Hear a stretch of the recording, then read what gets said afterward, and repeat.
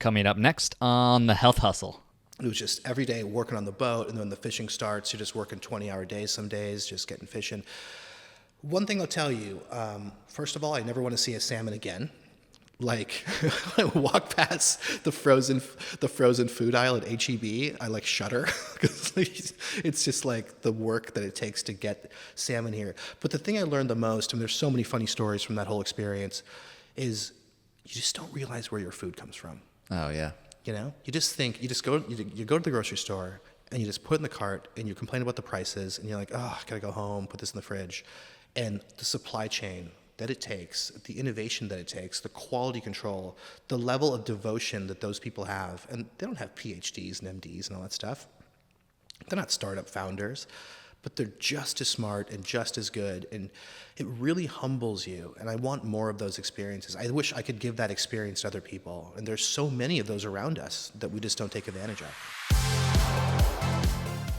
What up, y'all? Corey here. On today's episode, I got a chance to sit down with Dr. Ravi, who is a very, very interesting fellow. He started Daytona Health, but that's only one of few of many businesses that he both started. Some were successful, some were complete failures. We get into a lot of these. Some of the other interesting things that we touched on are how he became the top 27 reasons to love San Diego. I found that very fascinating. What it was like to take his product into a zero-G flight, the playground of billionaires, growing up with other doctors, because his parents are doctors. He's also a doctor. And so obviously he knows a lot about that industry as a whole. Rule number 1, we'll get into that on the episode. Flow states, focusing on big problems, the trap of a founder, being a creative problem solver, the difference between happiness and joy, a rapid fire question round, don't try to do everything yourself, and so much more. One last thing, if you're a health or fitness professional and you're having difficulties getting leads, one of the most common reasons that I see this is not having a well-defined niche. If you go to the link in the description, I have a free 3-step process that walks you through exactly how to get clarity on which niche is best suited for you and your business.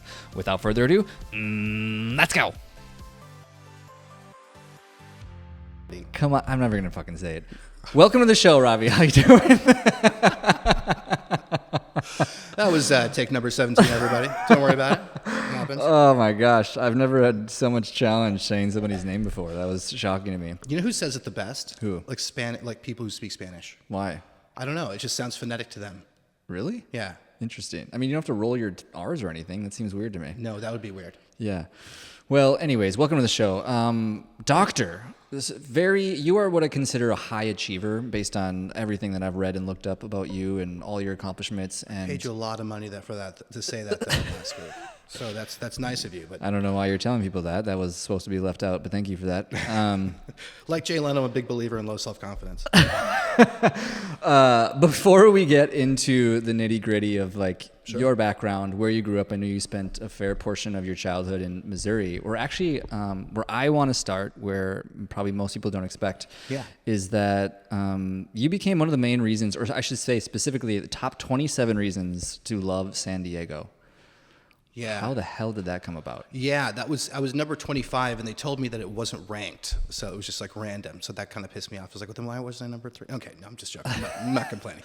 Yeah, it wasn't just me actually. So it was me and Dr. Patty Barrett is one of my best friends. It was, there was a time in my life. Well, I think there's a time in all of our lives when we want to be astronauts, and there's still that part of me that wants to do that. And you're always trying to figure out the way to get in, right? So either go the main pathway or you finagle your way in through some other way.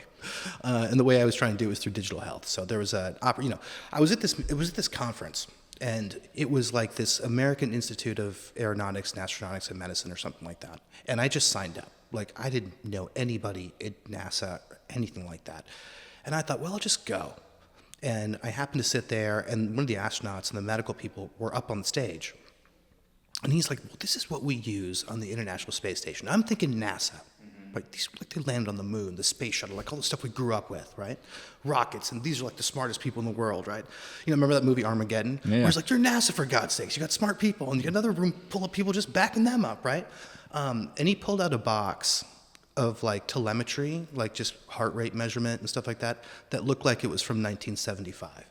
And I was like, that doesn't make any sense to me. Like, how can NASA be using this stuff that is so old and outdated when I'm in a field, at the time, I was in a field where we were exposed to like the latest, greatest wearables. Like, this is a year when all that stuff was coming out.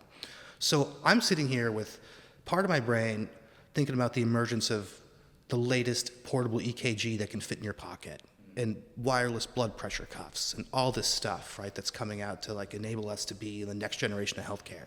And then I'm sitting here watching this guy on stage who's an astronaut talk about this is the latest stuff we have.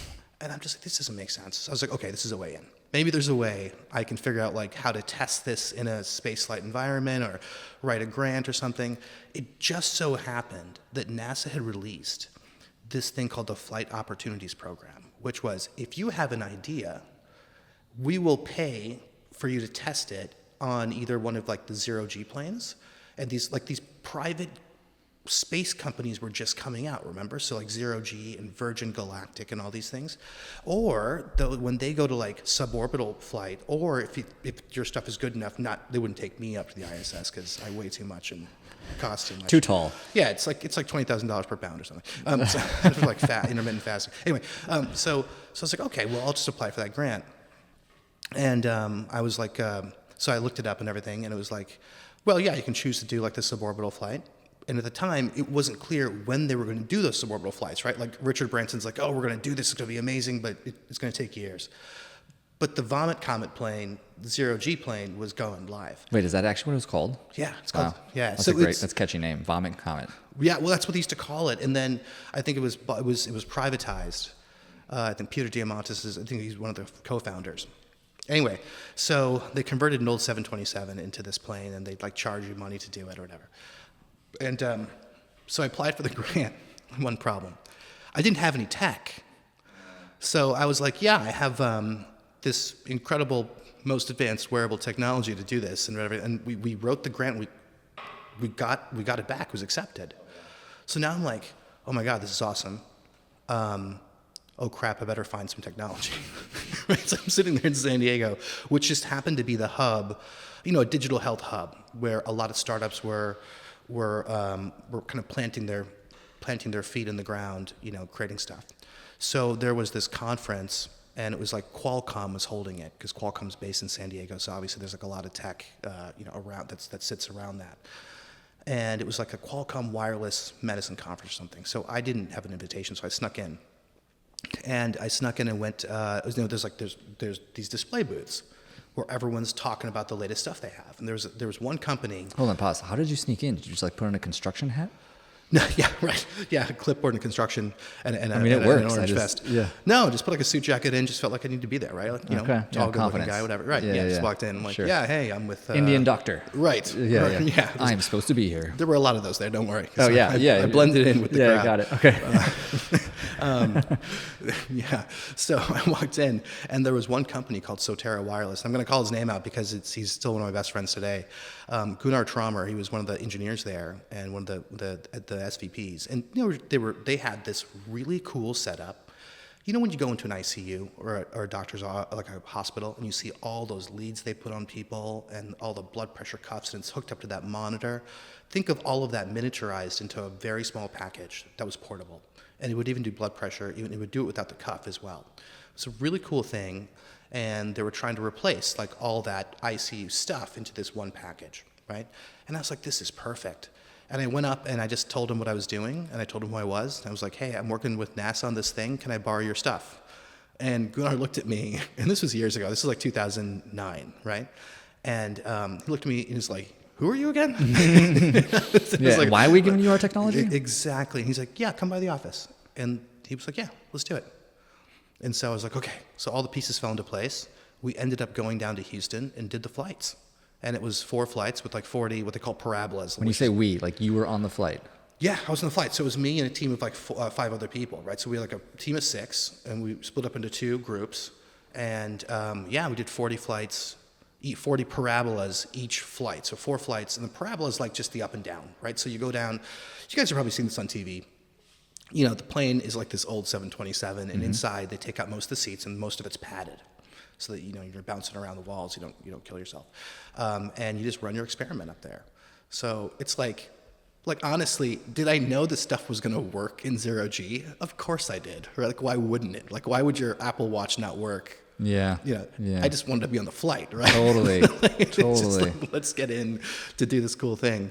But we learned a lot, though. It was like really good data that came out, and I think that NASA was able to use. And I don't know if it ever made to the space station, or if it seems like they're evolving that, or if NASA's not really SpaceX and those other companies are going to do it faster, right? So the point was, though, it was an incredible experience, and we got a lot of press out of it. So when we came back, it was a little bit of a PR campaign there. So if you Google me on TV, I was a little fatter and my hair was a little worse, or that's arguable. You can. Is there any footage of you vomiting, or that did not happen? I'm pretty resistant to that. I mean, I'm a pilot, I'm a skydiver, I'm used to that kind of thing, so it wasn't a big deal. But it is insane when the windows are all closed, so you can tell you're climbing because you're doing like a 2G climb, and there's a G meter on the wall, and it says, and they're like, okay, we're gonna start, and you can just hear the pilots like power the throttles back, like when you're in a commercial plane, and you just hear that go, and you're like, fuck, and you're like, oh, here we go. Yeah. And then everything and everybody just starts floating, like just floating up above, and all of a sudden you're like, oh my god, this is insane. And you just do that. Do you get the falling feeling? You do for a second or two, but it's when you're so focused on something, like getting something done, you almost forget those visceral feelings of discomfort, because you're so mentally in the zone. It was kind of like that. Like we had work to do. We had this like testing protocol, and we had people wearing it and stuff like that. And we were testing how if you were on one of these like private space flights, like how fast could you take it out and put it on somebody if they had a medical emergency? It's like we timed it. Like we had all those numbers and stuff like that. And it was pretty fast. And we had like a little iPad next to it, so it was like someone was holding that, and it was cool. It was really cool to do it. And we had GoPros on, so we could, see it from different angles and things. Do you know if they still run that program? Are they still doing those drops with people and testing stuff? The NASA Flight Opportunities Program, I'm not sure. Yeah, actually, I think they still are, and I think they're now because Virgin and those guys are actually doing the suborbital space flight, or Blue Origins rather. NASA will pay for a seat for you on that if you can prove that what you're doing is worthwhile to them. I think I mentioned to you last time we got together, for anybody listening, the podcast interview with Jeff Bezos on Lex Friedman's show, really good. I mean, he gets really deep into, like, if anyone's interested in the Blue Origin and like what they're doing in terms of space travel and trying to create replicatable rockets and moving humans to outer space, it's fascinating. It is a little bit like, I think, over most people's head for the most part, but yeah, it is really interesting. Yeah, I wonder what you think about that, in the sense that like, it's almost cliche to say, well, hey, this is the playground of billionaires who have nothing else to do and have made their money or whatever. But, it is undoubtedly true that the dollars spent in those endeavors always come back. And to make that point, to close the loop on this, the reason when you go to a hospital, that stuff is there in the first place, it was spun out from the Gemini program. So if it wasn't for that space flight, it probably would have been invented. But it was because of spaceflight back in the 60s that got spun out to the hospitals to have all that wireless telemetry. So it's crazy, isn't it? So it's like an investment in all of our futures, even though it doesn't seem like it. It just seems like Jeff Bezos is like dicking around with. Well, I think what's important about it, I mean, I don't think most people look at it like this, but what I have found is that it gives people something bigger than themselves to shoot towards. I mean, I feel like that's always been the bigger lesson for me from anything that, like, whether you believe in Elon Musk and his personal life or whatever, is that he's setting a vision that gets people excited and moving them towards something, because otherwise, left to our own devices, we're pathetic.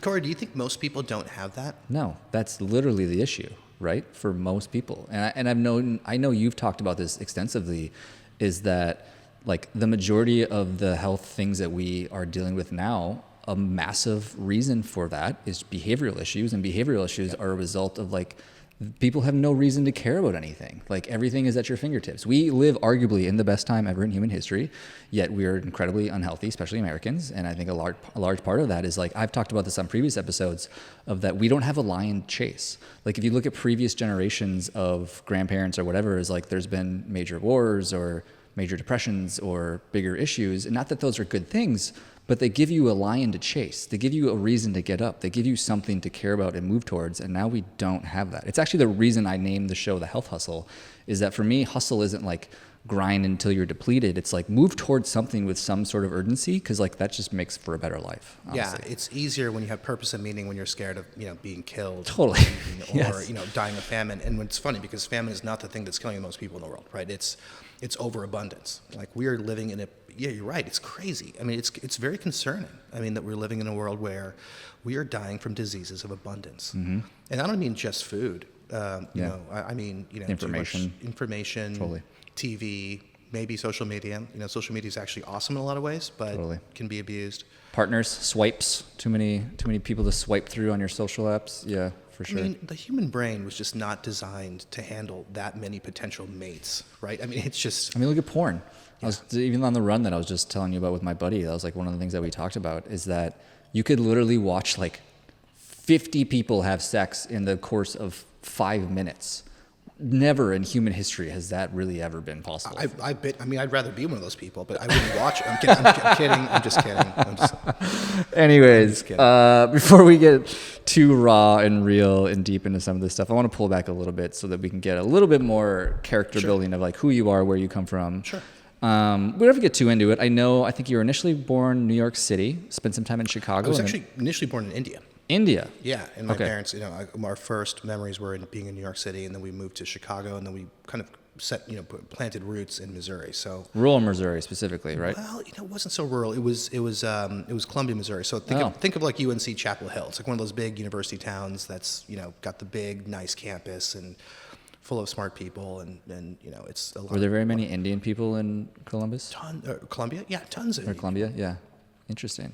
Is there a big medical scene there? Huge medical scene. Okay. What's the major or hospital there? It's the university hospital system. It's pretty big. I mean, the whole town's I think the campus now, it used to be like 25,000 or 30,000 students. So it's like, think of like UT Austin. It's very much like Austin. Obviously not as big, but it's like that kind of a big of a campus sitting down in a small town. So it's a pretty big institution. And so both your parents, I know, are doctors. Yeah. Was that the reason that they decided to go there? Was it because of the medical system? Yeah. I think they finished their fellowships in Chicago, and they were attendings there for a while, and then there was an opportunity to kind of take over a department and kind of shape that department. And I think that's a really compelling thing, isn't it? So my dad's a cardiologist. At the time, cardiology was going through an evolution with new technology, and he was kind of at the vanguard of that. And so he thought, okay, here's an opportunity to really be kind of the big dog, and do that. So if you didn't get into medicine, what would you have done? I mean, and the only reason I ask that question is because obviously both your parents got into medicine. So for you growing up, it probably felt like the thing to do, or maybe they pushed you towards it. I don't know. But if you didn't do it, what would you have done? Probably astrobiology or physics. I was never pushed toward it. I almost rebelled against it in some sense. I was so used to it. It's just like so natural to me to see, those conversations around the dinner table, right?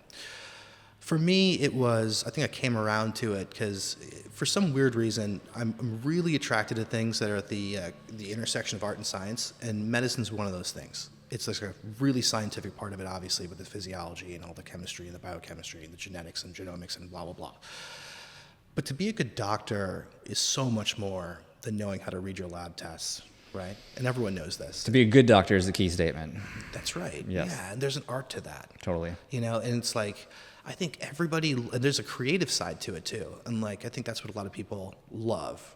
When you just get good at something after doing it for 10 years and just that art to it. And I think you can see it if whoever's listening, when you're good at something or you think you're good at something and you see someone who's a novice coming in, and you can see the gaps in knowledge, and they're like, well, how are you doing this so well? And you're like, I can tell you, but it's it's not expressive knowledge. It's not semantic knowledge. It's not something you just read. You have to just go do it 10,000 times. And you have to fail 3,000 times out of that 10,000, right? And you start getting better and better and better. And that's hard. Yeah. But that's the fun part. So there's lots of things in life that are like that, right? So that whatever that intersection is, I love being there. Those are the things that excite me. So yeah, I love it. What was your first entrepreneurship endeavor then? How old were you when you first dabbled in that? Yeah, I wish I could tell you. I wish I could tell you I had like a laundry business when I was 10 or something. Not at all. Lemonade stand, that's a common one. Right. Yeah. Selling cookies to other medical people. I don't know. Gosh, there's so many things that I failed at. Trust me, when it comes to entrepreneurship. The first thing I would say was when the App Store first came. Remember when the App Store first opened for iOS? So the iPhone comes out, there's apps on it. Everyone knows there's going to be a time when they're going to open it up. And when it first opened up, it was like a free-for-all. Like no one knew what they were doing, no one knew it was going to work. And like when you're young, like I think I firmly believe like the younger you are, like the more naive you are, like the more bold you are, because you're just like, I don't know how I'm going to fail. Like I can't get hurt, which is why like 50-year-olds don't go to the military, right? It's like when you're only 20, you're like, I'm invincible. What's going to happen to me? Anyway, similar thing here. So we thought, okay, let's make an app. Learned a lot through that. So it was like a medical app for residents. So first mistake, right? Small market. Just didn't even think about the market. It's like, there's a problem that a lot of us have, and I just want to solve it. There's like 50,000 residents in the United States, like basically residents meaning like doctors in training. And me and one of my friends were like, this problem we have with documentation and the kind of stuff that we have to go through really sucks. And can we just make an app to fix it? And so we hired somebody, and I like literally designed the UI UX on it. I had no idea what I was doing. I just like sat there. I mean, I'm like the kind of person where I just know I can just do it. Like I'll give it a try, and I'll just download the software and learn it. I don't know how to do that. Like, but it ended up working. The other thing we learned was, so we released it at the App Store, and it was like exciting. Like, oh my gosh, we have an app in the App Store, and there's not that many apps, in the App Store yet, right? And we're like, well, what should we price this, right? And we priced it like $1. Nice. Right? 99 cents. Yeah, it was 99 cents. Uh-huh. And so, yeah, second lesson from this is knowing your market. Yeah. We didn't even think about this. Yeah. Right? And nobody bought it. It was like 6 downloads. But the interesting thing was, we're like, look, we're going to lose money on this, and we know we will. It may open up opportunities later, right? So what if we just make it free? And we made it free, and in the first day, it was like 6,000 downloads. So it's so funny how price sensitive some things are, and how people are, and how we wouldn't have been able to predict that. I look back at that and like, maybe we should have been able to predict that, right? Or maybe our goal should have been different. But it rose to like number 4 on the medical part of the App Store. Have you always had that level of confidence? And the reason I say that is because I think to pursue things like that, whether it's like creating an app or even people starting a business or going out on their own or freelancing or whatever, I think there's a huge degree of fear of failure, or like what makes me special, what makes me unique. And I think there's something unique to your ability to just like feel as if you could do it. One of my favorite quotes was, and it took me a long time to learn this, it was by Steve Jobs, and he said that your world forever changes when you realize that everything in this world was built by somebody that's no smarter than you are. Mm-hmm. And it took me a long time to learn that. And it's so true though, right? And then once you learn that though, then your brain questions everything.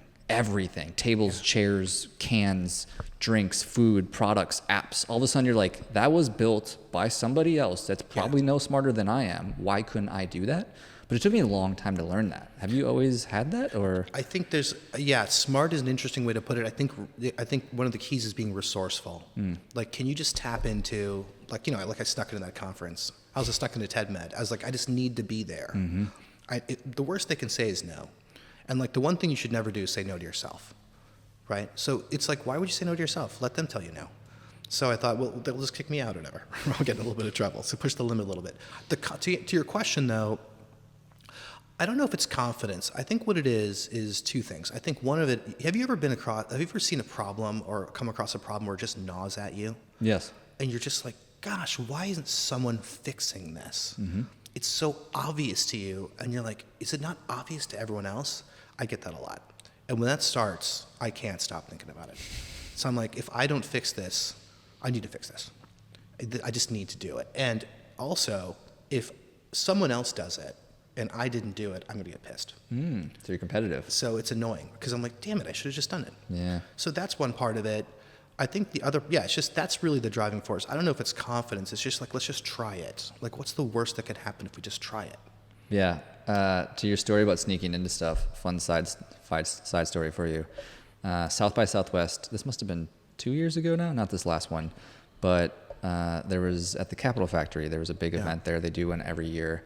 And I got there, and the line was literally like wrapping around this building. There must have been hundreds and hundreds of people waiting to get in there, because I think there was rumors going around that what's that guy? What's that big entrepreneur? Who's the Virgin Mobile? Richard Branson. Mm-hmm. Richard Branson was going to be there. So there's like all these people waiting to get in there, and I show up and I see this line, and I'm like, fuck this! I'm not waiting in this line. So I went down into the parking garage, and I found the freight elevator. And then I saw that there was one of the maintenance people or whatever was going up in the freight elevator, and I just stand next to them. And then we're like standing there like waiting for the elevator. And they look over at me and they're like, "You going up?" I was like, "Yeah, you?" And they're like, "Yeah." I was like, "Cool." And then they didn't question it. And I just like rode up the elevator with them, popped out on one of the back doors on like floor 14 or something like that, and like popped into this. So what made you do that? Like why so I guess one pushback, right? Someone could say is like, well, do you think you're just better than everybody else? Okay, so the reason that I did it, and this is another thing, that's why I asked you about like where, and that's why I think confidence is part of it, is because like you gotta, on some level, you do gotta kind of believe you're better on some level. There's some level of narcissism that has to be there be a founder. Totally. But there's something else too that I'll tell you though, and this is true for the people who know me who are listening. They'll verify this for you. Founders are unemployable. Oh, totally. Right. So it's like we can't do anything else. Yeah. It's like, you don't want to hire me. Yeah. I will question everything. Yeah. I will punch holes in everything. Right. If you can't tell me why, I'm not going to do it. Yeah. Just like sit down, do your TPS reports. Yeah. Right? Yeah. Like, right. And it's like, that's not me. Yeah, right? exactly. I'm unemployable. Exactly. It's like a lot of founders are like that. Yeah. It's like, we just make bad employees. And so it's like, well, we'll just do it myself. Yeah. Right. And that's just, it's a risky proposition. I think you get used to risk though. You know, so everyone has a different risk profile. And, you know, when we used to hire people at startups, this is one of the things I tell everyone. I'm like, look, it's even in our job descriptions when we put something on LinkedIn or whatever to hire somebody. I'm like, look, startups aren't for everybody. It's like, how tolerant are you with risk? And that's a fair question to get someone into a startup with, right? Because it's like, give them the heads up. And it's okay if you're not. Some people are just really good and they excel in a very structured environment where they know where the next 12 months of runway are going to come from, with high levels of certainty. And that's okay too. Those are great people to hire. We need those people. Absolutely. They Totally. make the trains run on time. 100%. You know, they make electricity work. Yeah. It's you don't want us on stuff. I love those people. Something, again, just like it took me a while to learn this, was that I call it rule number 1. I say it to my girlfriend all the time. It's like one of my favorite rules. But basically, whenever she's questioning me, like whether like should we park here, or like should we take this route, or should we get reservations? Rule number 1 for me is it's better to ask for forgiveness or better to beg for forgiveness than ask for permission. I use that almost every single day of my life. Yeah. Is like, to your point about sneaking into that conference. It's like we'll just walk in, and then if somebody says something, then it's like, all right, now sorry, I know I should have got a ticket, blah blah blah, whatever. Yeah. But that's my favorite rule, and I use it all the time. Well, TEDMed was the same thing. I actually printed out a fake badge and got there, which is funny because I was at a conference with the same people like a year and a half ago, and this was like 2009 TEDMed or something like that. So, you know, those people are some of my friends now, and I was like, you know, I snuck into that, right? They're like, you did? You just sat at our table. I was like, I know. Yeah. But I just knew, I was like, that's where there were going to be a bunch of very innovative, creative people, and I was like, I need to be part of that conversation. You know, it just drives me crazy. You know, there's like that part of it's a really cheesy movie. You know, there's like good movies, bad movies, but then there's like bad movies with good lines. Yeah. I would say Days of Thunder is one of those. You know, those Tom Cruise racing movies, and he goes, she goes like, "Why are you going out there on the track again after you got in this accident?" And he goes, "You know, I'm more scared of being nothing than of being hurt." And I think that's a really interesting line. That's like, do you resonate with that? 100%.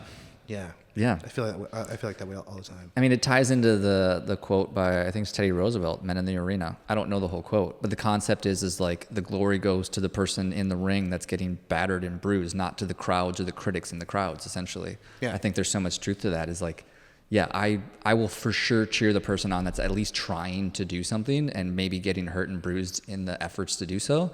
Yeah. Then the person's like, haha, I told you so, or that's dumb, or that's a bad idea, or like whatever the case might be. That's happened to me a lot, where people have told me that's a bad idea, and half the time they were right. But it's like, you just don't know unless you go try it, right? You have to be in it for it to work. Totally. So tell me more about those. So I know you've had a handful of endeavors. Some have worked, some have not worked. Yeah, I'll tell you about the ones that worked and I'll tell you about the ones that haven't worked so well. So that app thing was a great lesson in just how to hire people, how to manage it, how to create stuff, how design works, how just how things are produced. And obviously that pathway now is so much more streamlined on how to make iOS apps 15 years later. That being said, we had a company we started called Vital Space. And it was too early. The idea is still awesome, but I think there's companies doing it now. We thought, let's take Formula One. They have all these measurements on the car. They have all these measurements on the environment, but they're not measuring the person. And if you've ever raced cars, it's frustrating because if you're you're back in line, you're middle of the pack, and you're like, if I could just see what that person in front was doing, I would just do that, right? And then I'd be first. So I was like, okay, well, we can measure things now, again, with this intersection of art of racing and science of digital health and wearables and things like that. I was like, we have wearables now. We have all those telemetry things. So why can't I stick all that stuff on drivers or NBA players or NFL and stuff like that? And let's just give that information to coaches, do the data analytics and see what makes the A players the A players. Because then I can take that knowledge and start training people in a focused way, right? And that's dollars and cents to those big sports companies and stuff. We had some handshake deals and stuff like that. We could just never get it together. And it was so early. People were like, well, why would we need to measure people? We're coaches. We're really good at coaching people. We're really good at spotting talent. Interesting. Yeah. It reminds me of. Do you know Steven Kotler? Yeah. Yeah, I think I'm trying to remember. I don't know him personally, but yeah, I know of him. Yeah. I was reading his more recent book. I can't remember the name of it off the top of my head for the life of me, but it was exactly that concept of they basically studied all the highest achievers in whether it was surfing or sports or music or arts, and basically finding the overlying principles to them. Yeah. And long story short, if nobody wants to read the book, is so much of it just comes down to understanding flow states and how do you. Because you can create flow states. They don't always happen, but you can create environments that makes you more conducive to get into a flow state. It has to be an emergent property of all these things in the environment and stuff like that. Totally. Yeah. And that is the biggest predictor for high performers is how well or how consistently they can get into flow states is game changer. And that's for anything. That could be for writing or business ideations or whatever the case might be. There's definitely a lack of execution on our part as well. I think we had other things going on and we weren't focused, right? So one lesson we learned there was if you're really passionate about it, you have to focus on that one thing and be extremely specialized. Diversification, I think Warren Buffett or Charlie Munger were talking about this, diversification is the enemy. It's exactly how you fail at everything, right? Multitasking is the biggest illusion that humans have, right? So if we just focused on it, but even then, I would say timing is so important. It's the world wasn't ready necessarily. So in those situations, you either persist and find that one or two people who are going to get it, and that's just going to take time and tenacity that we didn't put in. So that's our fault, really. We should have done that. Now it's very common to see,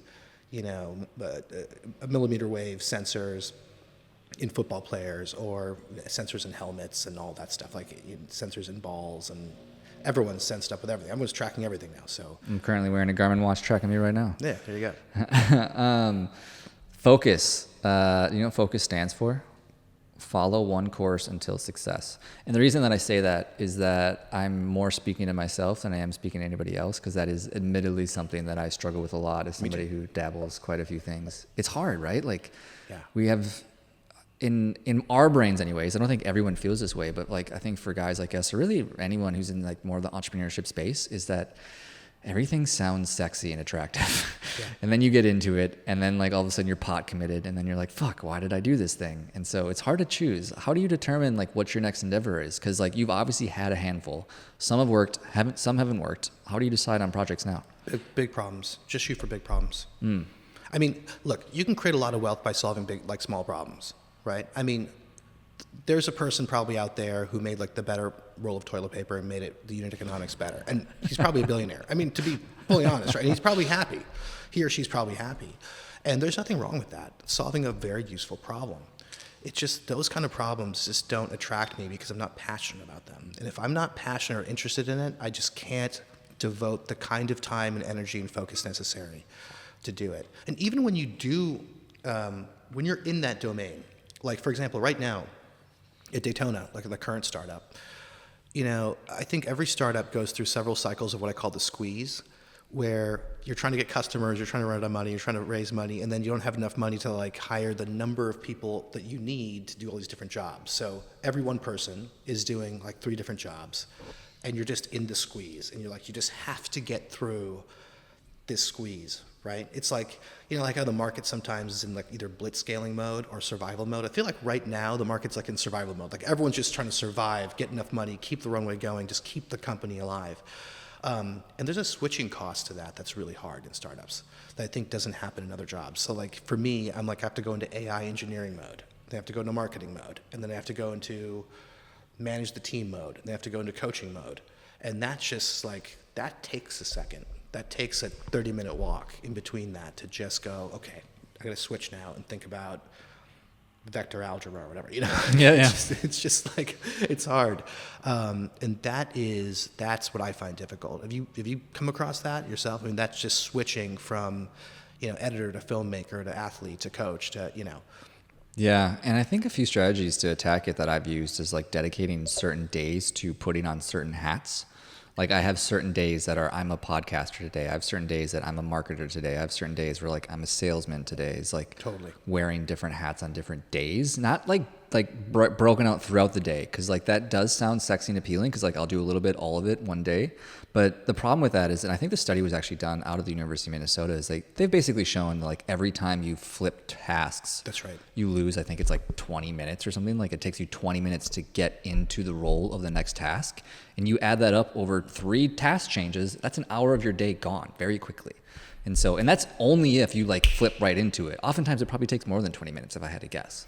I think it does for me as well. And I think I would say there are people, I mean, clearly getting things done, especially in a startup, requires long periods of just focus and just grinding. I mean, you have to sit down and have a long attention span. What I've noticed, what works for me, I'm curious what you think about this, is I have to take more breaks. Because it's kind of like, taking a car around a track or a motorcycle. You can't just keep your foot on the gas the whole time because you're just spinning wheels. It's not the fastest way around, and you have to let your foot off the throttle a little bit. And so I think there's this, I don't want to say hustle culture, but it's this, Gary Vee, just sit there and just kind of get it done. Or, I think George Lucas said, like his personal hell was locking himself in that room, just writing the script, the original draft for Star Wars. He's like, I just hate this.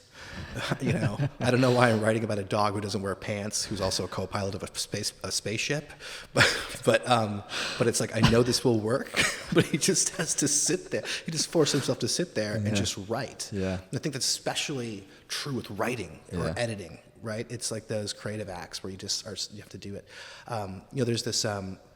There's this quote I heard once, which is so true when it comes to this. It's like, art requires rigor and science requires creativity. You'd think it'd be the other way around, but it's actually true. It's like, it just takes discipline to do it. But I think for me, I'm actually more productive when I take a couple more breaks during the day, work in those blocks, and take my foot off the gas. Then I can sit down and just kind of, the output to waste of time ratio goes up. Yeah, my ultimate break technique is literally going on a walk. I have a great trail out here by where I live, and I walk on average 2 to 3 times every single day. It takes me about 20, 30 minutes. Really? Yeah. I will say though, like, admittedly, sometimes though, the things that also might feel productive are also procrastination. To your point about the difference between an artist and a scientist, and one of them requiring a bit more grit, I would agree. Is like sometimes when I know I need to, whether it's like write an article or get some sort of piece of content out, I will legitimately tell myself, like, I'm not leaving this spot until I get this done, because otherwise I'll procrastinate with things that feel productive, like going on a walk or reading a book or listening to a podcast, when really it's just I'm delaying what I need to do. And I think there are times when you have to tell your team, I'm just not available for the next hour and a half. Because one of the funders for one of our startups, Reflection Health, we went to dinner with him when he first funded us. He said something very interesting to me, my co-founder, which I'll never forget. He said, look, both your job is very simple. Now, you can do all the tactical stuff and stuff, but you have to understand and you have to be strategic about how your company is going to intersect with the future. That is your main job. And that's so true. That takes dedicated time, and those ideas come when you're in the shower or on a walk or taking the break. And so if you don't block off that time with your team and say, I can't take that call, that request, that Jira ticket, that Slack message, that Zoom meeting, it's like, no, like every Tuesday and Wednesday, I'm just going to be off for these 2 hours. Yeah. Can't be bothered. Jeff Bezos calls it paper cuts. Jeff Bezos, founder of Amazon, if you don't know who that is. But he... The other one. No. Yeah. He was talking about that, is that the goal of him and his team is to focus on the big issues and the big problems. And he's like, generally speaking, the things that we're always thinking about is how do we deliver packages faster? How do we have better customer service? And how do we make our prices more competitive? He's like, as long as we can focus on those things, we seem to be doing really well. And then everything else that he considers paper cuts, quote unquote, small problems, he's like, I push those down the line because like those aren't the things that we should be thinking about. There's a trap I used to fall into more. I would say I've evolved as I've been involved in more startups, which is there's a tendency, especially for like the technical founder or the scientist founder like me, to be like, well, I can do everything. Yeah. So I'll just do it. And you could, but...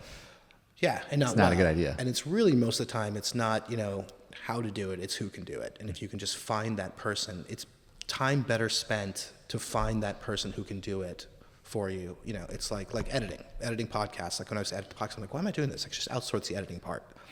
And it's a better use of my time to go find the next guest and prepare for them and stuff like that. Does that make sense? It does. I wanted to tap into a salmon fishing story. I wanted to change gears a little bit here. Yeah. You dropped that in the notes that I took here. Tell us more. Yeah.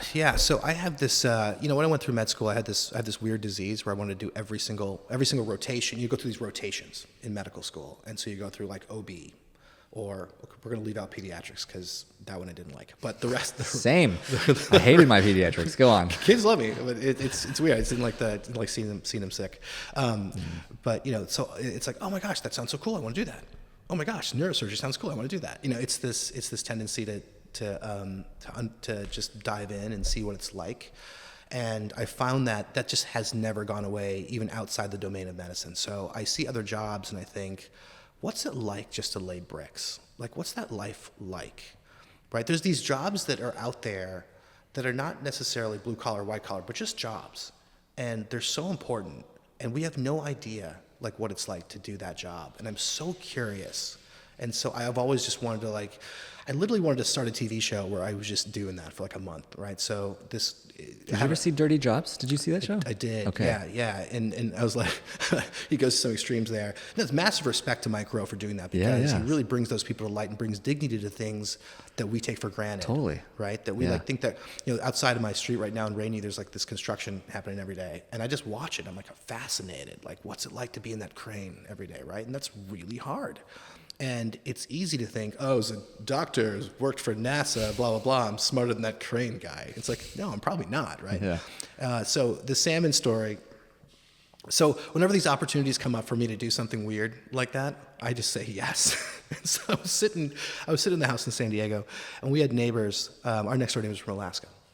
And they were like, hey, why don't you guys come over? We have a friend coming from Alaska. We're all going to hang out, kind of an old family friends reunion thing. I was like, yeah, sure, no problem. Go over there, have some drinks. The night gets to like 1 o'clock in the morning, and this guy, Greg, who's their friend, imagine like an old school pirate, like pirate from Pirates of the Caribbean, like big salty ship captain, like hardy har har, that kind of thing, right? And he's like, yeah. I'm like, what do you do? I'm like, yeah, I'm a doctor. I run a startup. And he goes, what do you do? He's like, well, I'm a captain of a salmon tender up in Alaska, in Bristol Bay, where all the salmon comes from. I'm like, no, you're not. He's like, yeah, I am. He's like, yeah, we like take on new people every year. You don't have to have any experience. I'm like, do you have any spots next year? And he's like, yeah. Now, this is status post 4 shots of vodka or whatever, right? So everyone's like just kind of joking around. So we're like, I'm like, look, sign me up, man. I'll do it. Like, how hard is it? He's like, okay, but you're going to have to actually be up there though. Like, you have to fly to Alaska and you're going to be on this boat for like a month or two. A month or two? That's a commitment. Yeah. So I was just like, we're all just joking around, right? I was like, how hard could it be? But I was like, we're not really serious about this, right? So go back to work, I was like, that was like September or whatever. January 31st or so, I get a call. He's like, hey. I'm like, who's this? He's like, this is Greg. I'm like, Greg who? He's like, Greg, the captain. I was like, oh, hey, how you doing? He's like, you serious about that thing? You want to do it, really? I was like, it took me just like 3-4 seconds. You're like, no, but that means yes. I looked at my wife. I was like, she's like, she has that look on her face. She's like, oh God. Yeah.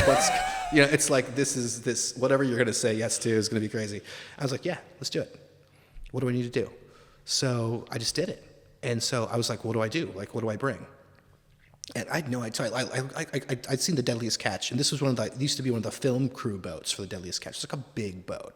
Think of Alaskan salmon fishing as like small fishing boats, like small jets that land on aircraft carriers. And there's these big aircraft carrier type boats that like take all the fish in and then transport it back, and all the small fishing boats bring the fish to those bigger boats. So we were on the bigger boat.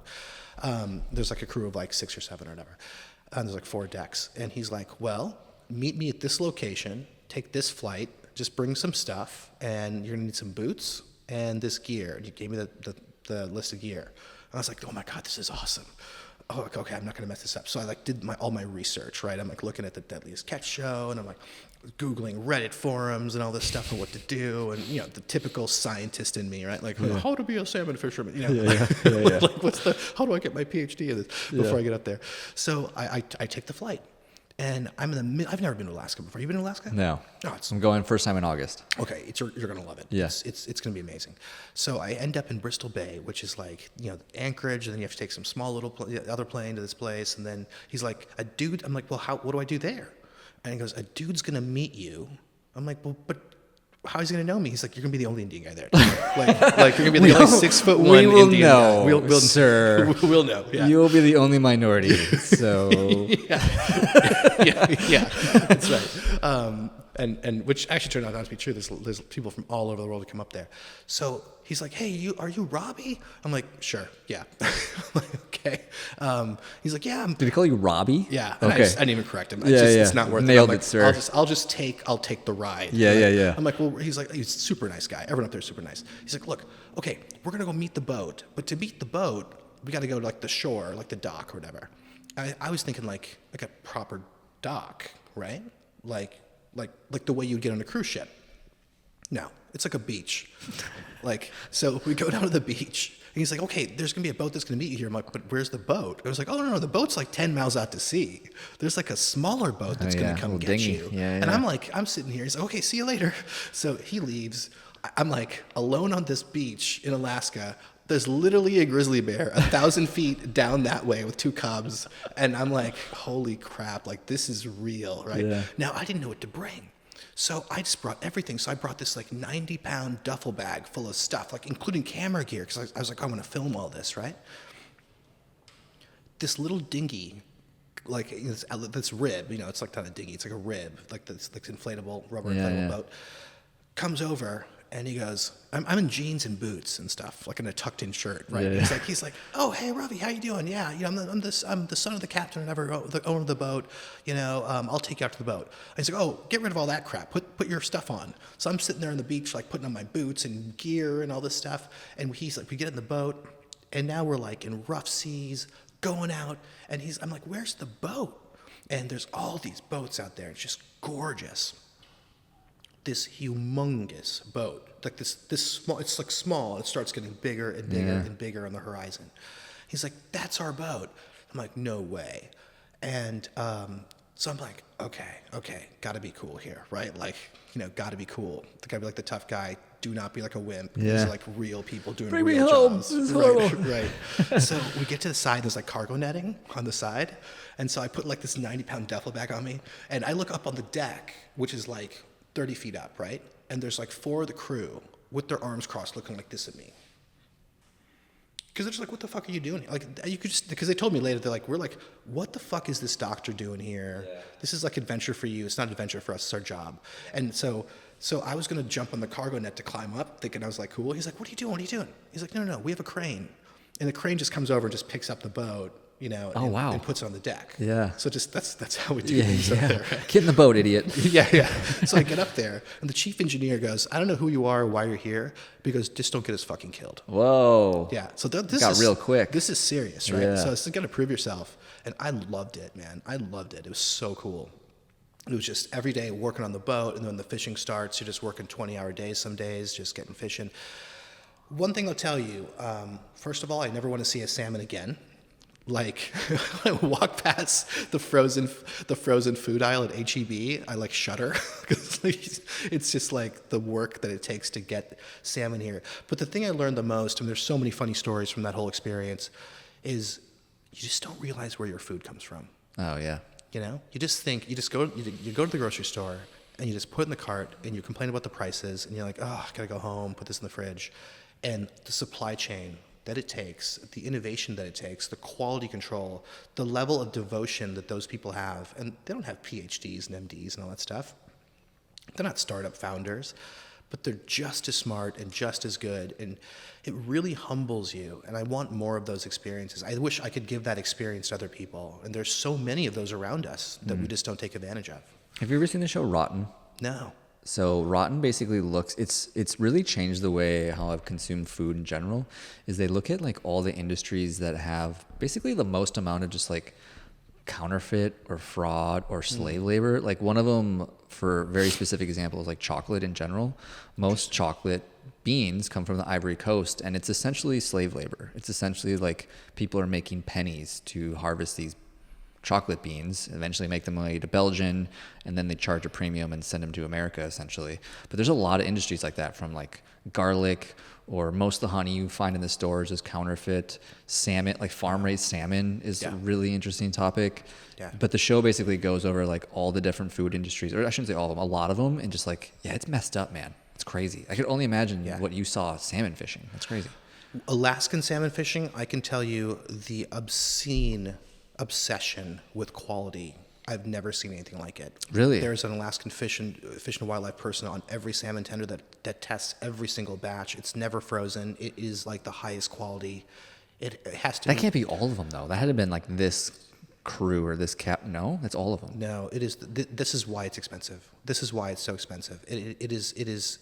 Everyone takes such good care of the fish. You'd be amazed. That's got to be American specific, though, right? Like I'm thinking like other countries that are is. floating in and fishing, and they're probably just netting everything in the sea. There are laser scanners at every inlet that count how many fish go through, so that they only open the fishing so that you don't overfish. I mean, they're very protective of their environment. As they should be. Yeah, and they're proud of it. So I just thought it was amazing. And I just think there's so many stories like that. So many things we could learn. The supply chains behind things are things that impress me. Like, when you buy something from Amazon and then like 30 minutes later you cancel it, I just think like, how many like warehouse robots, planes and ships and trucks were just rerouted dynamically because I canceled that one thing, right? Like that's amazing stuff to me. Oh yeah. And to build that, like how Bezos built that, which he didn't. He like led a team that built that led teams that built that, right? It was scaled upon, Did you ever almost fall out of the boat? No. I was warned though that if I did, that I probably wouldn't be found. I was like, how could that be true? He's like, oh no, man. He's like, Greg was like, no, this happened like a couple years ago. Dude fell out. We don't find him again. Like it's almost impossible to find him again. Really? Yeah. Just because you're moving too fast? Like how do you just like leave a human behind? But the ocean is big and you're really small is the short answer. I mean, at Don't night. they put taggers on you? That should be okay. Speaking of technology, sir, doctor, Yeah. they should be putting tags on all these humans on the boat. Corey, trust me, the founder in me, like every time I was in that boat, I was like, why don't we just automate this part and this part and this part? I was thinking, I had like 5 startup ideas on salmon fishing and like how to make this better, right? I was like, if we just all had iPads and just like digital scales, this could be so much faster and more accurate. That's just like how my brain works, right? I'm like always trying to fix things, like make it better. Now, you're probably like that too. Oh, totally. Me and my girlfriend, she I don't know, I don't think it bugs her, but we went to a UT basketball game recently, and as we're like walking towards the stadium to get in there, I looked over and I saw you ever seen the people that like the e-bikes with the little carts behind them and they like trolley people around. I was like peering over at these and I was like, there's a whole line of them like waiting outside the UT game. And my brain just started going. I was like, because there's advertisements on the side of them. And I was like, I wonder if they have like sponsorship deals or how much of a kickback do they get? And like, just like running through all the logistics of these freaking e-bike cart drivers. And my girlfriend looked over at me and she's like, what? And I was like, just nothing. Just like thinking about like how to solve this problem. I don't know. Yeah, it's just, she's just like, just enjoy the game. Yeah. Be present, right? Like that's my wife's like biggest complaints, like just turn the phone off and be present. And she's right. Yeah. Right? I mean, you have to just be present and enjoy these things. But yeah, our brain just can't stop, right? I know. I mean, I just happen to be in healthcare doing healthcare stuff, or health span stuff, I should say, instead of healthcare. But it's like cognitive candy. yeah, it's a weird blessing and a curse at the same time. Yeah. I wanted to tap into that. Speaking of being in healthcare, you do not strike me as a typical healthcare professional, which is one of the reasons that I appreciate you spending this time here with me, is as somebody who used to practice as an OT and worked with a lot of healthcare professionals. Yeah. And I know the type. I know the mentality type. I'd say most of them, generally speaking, especially in the doctor's realm, they do seem to fall into the overachiever camp, which I would put you in. But the thing that I think that separates you, which is what I appreciate, is that you are a creative problem solver. And that's something that I think is really cool. And I think it's one of the reasons that you have built so many of the businesses and startups that you have up until today. I'm curious as to like, how do you get along with other doctors? Really well. Do you? Yeah. Well, would it surprise you to know that the vast majority of doctors are also very creative problem solvers? I think this is actually one of the leading causes of burnout, because the way that the assembly line of current healthcare works kind of beats that out of them a little bit. And that loss of autonomy and that loss of creativity, I think to any human in any job really is a surefire way to push that person toward the burnout door, right? So I think, but you'd be surprised at how creative and the interesting backgrounds doctors have. But it is true, though, the vast majority of them kind of go through a pipeline. And that pipeline means that most of them don't end up being salmon fishermen before they end up being doctors. Right? Like we had one guy who's a pediatrician. I remember when I was a medical student, and he was a lion tamer and a extra on a TV show. What the hell? For like 10 years before he went to med school and became a pediatrician. He's like one of the best pediatricians ever, as you could imagine, right? But I get along with other doctors great. I think I respect what a lot of doctors do. I think what's happening here is that there's just really misaligned incentives in healthcare, and they know it, and I know it, and us the doctors and nurses know it. And as an OT and PT, and me having co-founded one of the first virtual physical therapy companies in the world. I mean, I saw it in the PTs and OTs. Again, it made me appreciate your all's jobs. That we just always just refer to OT, PT, and check a box on an electronic health record as doctors, and we never appreciate the kind of time and training and energy and focus and devotion that these other kind of our peer clinicians put into it. But like, yeah, that led me into a lot more contact with orthopedic surgeons, which I usually don't contact that much. I get along great with other doctors. I don't really hang out with them that much. I think. What I see a lot is I just there's like kind of two fights you can fight, right? You can go down that like I'm going to enter the arena of fixing healthcare, and to those people I'm like, good luck. I'm glad you're doing that. Like, go make the thing more efficient. Go make the EHR better.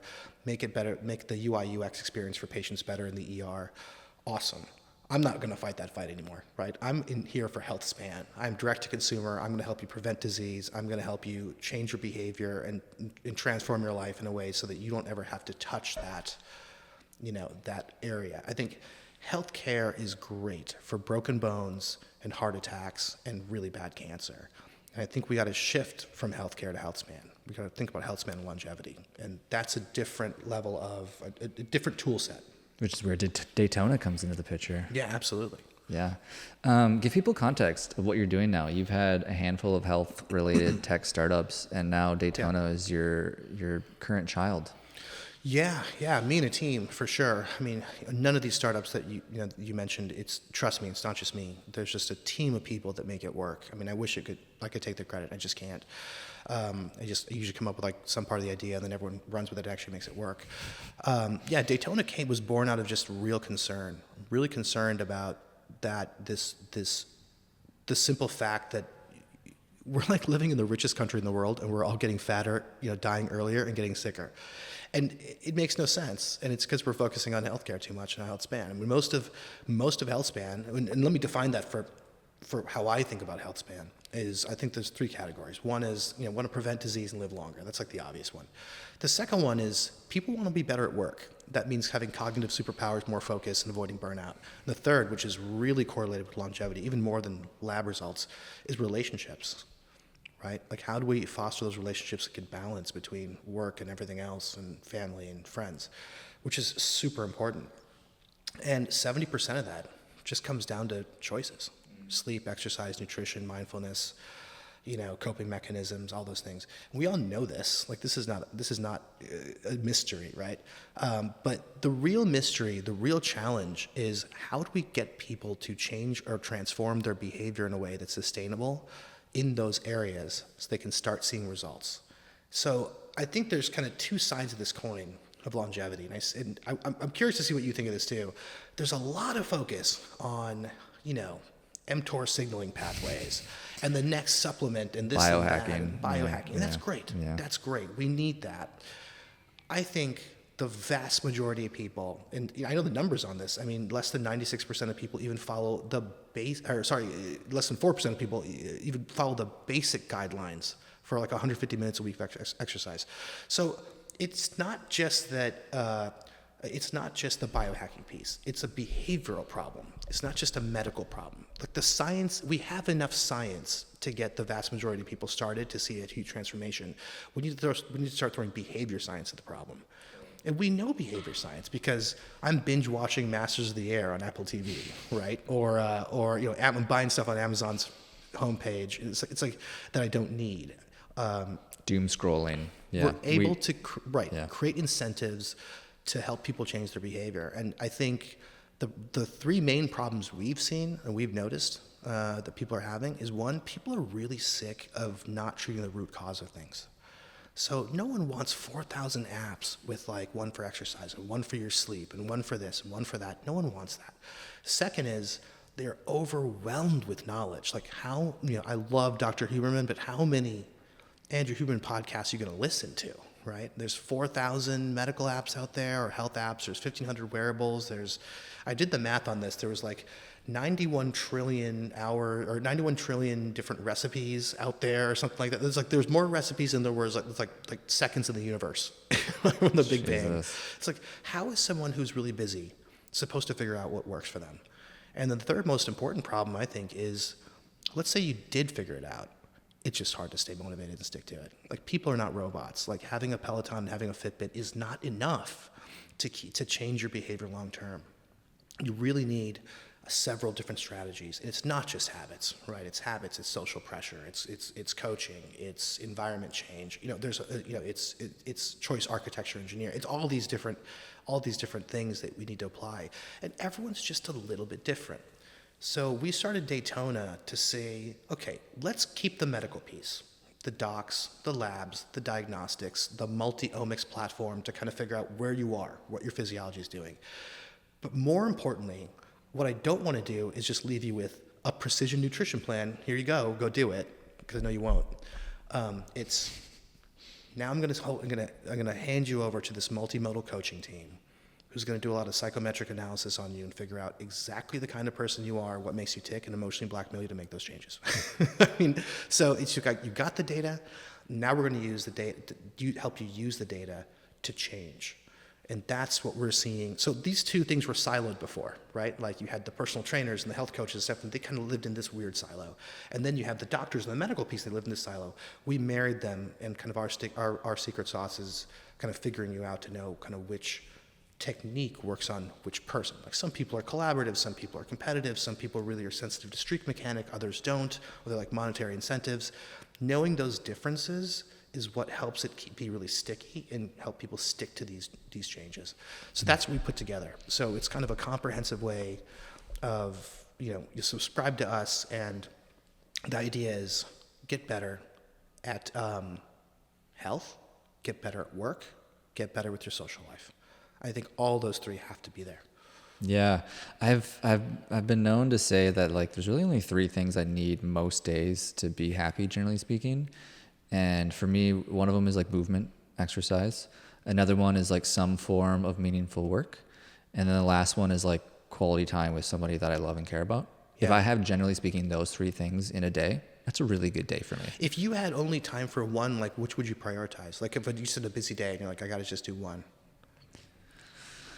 Okay, there's two ways for me to answer that question, because one way that my brain would tell me to answer that question is I just love movement and exercise. But I do know deep down in my soul that without question, and they have done many studies, and anyone on their deathbed will tell you this, the only thing that matters are the people in their lives, the relationships, the connections, the people that they actually genuinely care about. So probably that one. It's the one most correlated with longevity that people don't talk about as much. Totally. It's like having those close social circles. You know, it's like there's the people we don't really want to talk to or talk to very, like their acquaintances or hyperdyadic connections. There's like the close circle that we always talk to.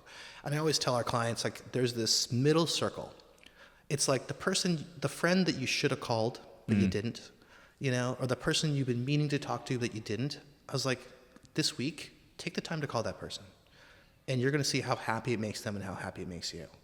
You know, it's like we all have that weird middle circle, right? It's like, oh, I got to get back to Jim. You know, I haven't talked to him in a while. Oh, I wonder how, you know, my friend Punach is doing. Oh, he's over in India. I don't want to bother him. It's like bother him. No one's bothered by people calling to see how they're doing. Totally. You know? I mean, even, do you know David Brooks? Have you read any of his books? I haven't read his books, no. Road to Character is one of his more popular ones. I think not his recent one, but another one is called The Second Mountain.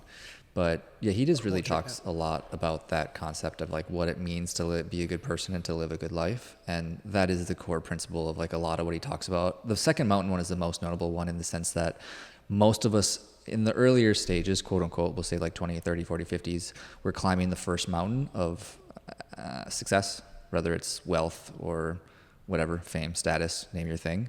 But then eventually you get to the top of that mountain, you realize that there's a second more important mountain, and that's community, that's connection, that's relationships, that's giving to others, that's acts of service, which is arguably the one we should have been climbing all along.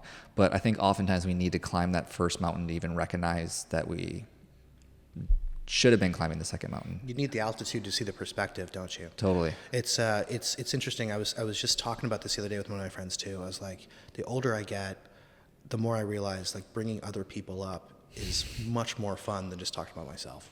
Well, it's the difference between happiness and joy. And that's a lot of things that David Brooks talks about, is that happiness, it comes and goes and it's fleeting, and like you have a good meal or you, whatever the case might be. But joy comes from like giving to others and supporting others and lifting others and building community and having connections and making relationships. And like that's where real joy, and joy is far more sustainable than happiness. And it has to be an evolutionarily evolved trait, right? I mean, it's like what makes us work is that you have to like people, you have to be friends with people, you have to, you know, whatever, you know, Dunbar's number, you know, yeah, I don't know if that's been pseudo debunked, you know, in some circles, but the principle is true that, you know, we used to live in these tribes of 150 or 200 people, and you'd know who those people were. I don't know if you've ever read Sebastian Junger's book, Tribe? I literally just put it on my list. I haven't listened to it yet. Yeah, it's amazing. It's amazing. He talks about this, and it's just like knowing, you know, it's like we all have those friends. You know, you ever seen Hot Tub Time Machine? Yeah. Yeah, it's like, you know, he's got those friends. He's like, you're my dumb friend, but I know you're my dumb friend, and that predictability is what makes it fun for me to be your friend. You know, it's like, you're my silly friend, you're my really smart friend, you're my annoying one. It's like, you know, it's like that. That's really important to have that community. I got a round of rapid fire questions for you. Yeah. It's whatever the first thing is that comes to mind. What's your best business advice? Iterate. What's your best marketing advice? Be visible. What's your favorite part about entrepreneurship? The creation piece. When are you the most productive? From 4 a.m. to 7 a.m. 4 a.m.? Yeah. Damn, man, you're are you technically an early bird? I mean, there are Yeah, people, you know. I'm a total lark, yeah. Who is your inspiration? Benjamin Franklin. Really? Oh, yeah. Okay. Any particular reason? No, it's just he's the GOAT. Yeah. He's able to do, he can see, he thinks very clearly. He puts his mind to something. He gets it done. He brings people together. He brings other people up, and he's very clever. I mean, he was able to innovate and create so much infrastructure and so many institutions that we all use now. Yeah. I mean, the guy's a scientist, an author, a publisher, a diplomat, a politician. I mean, it's like that polymath part of him is just so appealing to me. Has Isaac Watson wrote a book on him? Walter Isaacson, yeah, I think he did. I mean, if it was that, when you said that, it was a toss-up between Benjamin Franklin and the Wright brothers. Okay, mine's Teddy Roosevelt. I feel like he falls into that same camp. Yeah, he's a badass. Yeah, that guy was a badass. Tell me one secret or something most people don't know about you. I am do not put gummy bears anywhere around me. Like, I will consume them for all of my health BS, and CEO of a health and longevity company. It's like that. It's my weakness. Have you ever seen the sugar-free gummy bear reviews? Oh my God, yeah. That's hysterical. Oh yeah. I have on Amazon. Yeah. It was like yeah. People need to look that up if you haven't looked it up. Yeah. Just literally Google sugar-free gummy bear Amazon reviews. They're great. They're great party conversations. What would you change about yourself? I'd be more patient. What's your favorite app or resource you're using right now? Spotify. For podcasts or music? Yeah, for podcasts. One podcast in particular. Which one? Founders. Oh, yeah. Okay. Founders is like therapy. Yeah. Man, that's been around for a while, hasn't it? Yeah. He's grinded on it. And once you see you just feel like you're not alone. You're like, okay, other people have been through this and it's been worse and they got through it. And you're like, okay, if they can do it, I can do it. Just had a great conversation with my buddy about this yesterday. He's only been in his business now for maybe a year. This is his first business, and he's riding the roller coaster hard right now. And it's like, yeah, dude, this is the whole game. This is normal. Yeah, like yeah, this doesn't stop. Can't get off. Yeah. Are you running away or running towards something? Always running towards something. Love it. What's your favorite part about Austin? And you can't say the people. Honestly, it's that boardwalk trail. Oh, yeah. It is. I know that's cheesy. I know a lot of people say that. Yeah. But coming from, Southern California, it's like you kind of miss the ocean a little bit. But it's like when I'm running on that trail, it feels like you're in a deep part of nature. It's just so well engineered, and plus, I was going to say the people on the trail too are awesome. No, great. But yeah, it's just so cool, especially at dusk, when the lights are on and it's just the city's looking good. It's an impressive place. I do think it's the real energy of the city, honestly. I mean, people would argue it's whatever 6th Street or Rainy Street. I disagree. I honestly think it's that river, Lady Bird River Trail. I really think it is. Every city's got that Rainy Street and 6th Yeah. Street. Like there's some version of that in Yeah. every major city, right? But it's that trail and the way they've engineered it around that part of the city is just, it's impressive. Yeah. I have one last question. Before I ask that question, I want to acknowledge you for, first and foremost, following your curiosities, man. Like we didn't get into a handful of things that I know you've dabbled in because you try a lot of stuff and you're one of those guys that even when you don't want to say yes, you still say yes. And I think that's something I'm learning to do and get better at is like setting my preferences aside and just doing it regardless of how I feel about it or how productive it is. It's true. So, and people have it backwards, don't they? They're waiting for motivation to do things. Instead, Yeah. just do things, the motivation will come. Totally agree. Before I ask my last question, what's your plug? Where can people find you? You can find my Twitter handle. You can DM me there, or I'm on LinkedIn, or you can find our company. Just book a call with me if you want to. Cool. Last question. It's really whatever your best piece of advice is. So if you were to go back to ground zero of really any of your startups for that matter, and you were talking to a younger version of yourself or somebody else in that scenario, what's maybe the best piece of advice you would give your younger self or somebody else in that circumstance? Find the right people to surround yourself with who can help. Don't try to do everything yourself. That is a surefire way to fail and to burn yourself out. Great advice. Thanks for being on the show. Appreciate it. Thank you for the opportunity, man. Hey friend, thanks for listening to the show. And if you have any feedback for me about the show or any other guests that you'd want to see in the show, definitely shoot me a message. I love engaging with my audience and figuring out how I can provide the best value possible to the people listening to this show. Before you go, I only have one ask of you, and that would be to check out my 3 Tips Tuesday newsletter. It's 3 marketing tips every Tuesday specifically for the health and fitness entrepreneur to help them attract new leads. If you press the link in the description, it'll take you directly to the archive of all my previous newsletters, and you can decide for yourself if it's something for you. If you end up finding it helpful, you can just sign up for the newsletter and you'll get it in your inbox every Tuesday. Thanks again, and keep hustling, my friends.